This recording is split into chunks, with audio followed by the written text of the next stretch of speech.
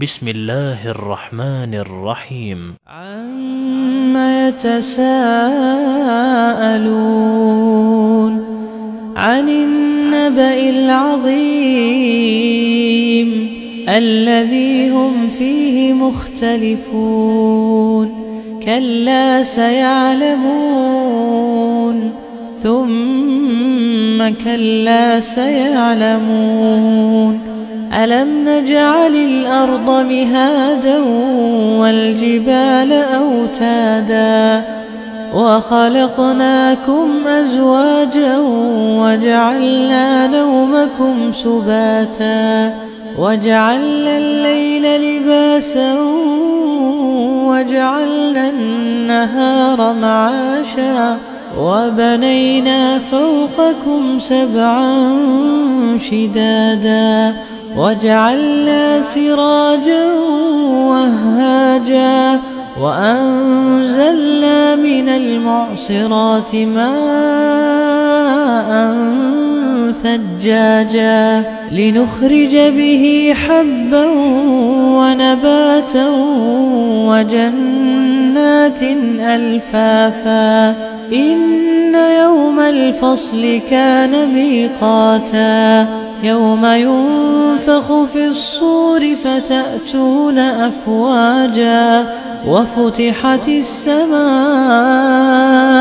فكانت أبوابا وسيرت الجبال فكانت سرابا إن جهنم كانت مرصادا للطاغين مآبا لابثين فيها أحقابا لا يذوقون فيها بردا ولا شرابا إلا حميما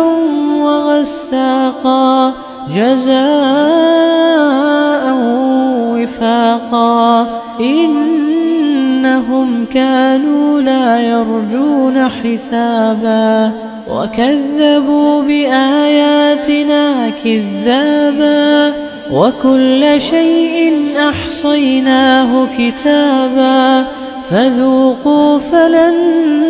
نزيدكم إلا عذابا إن للمتقين مفازا حدائق وأعنابا وكواعب أترابا وكأسا دهاقا لا يسمعون فيها لغوا ولا كذابا جزاء من ربك عطاء حسابا رب السماوات والأرض وما بينهما الرحمن لا يملكون منه خطابا يوم يقوم الروح والملائكة صفا لا يتكلمون إلا من أذن له الرحمن وقال صوابا ذلك اليوم الحق فمن شاء اتخذ إلى ربه مآبا إنا أنذرناكم عذابا قريبا يوم ينظر المرء ما قدمت يداه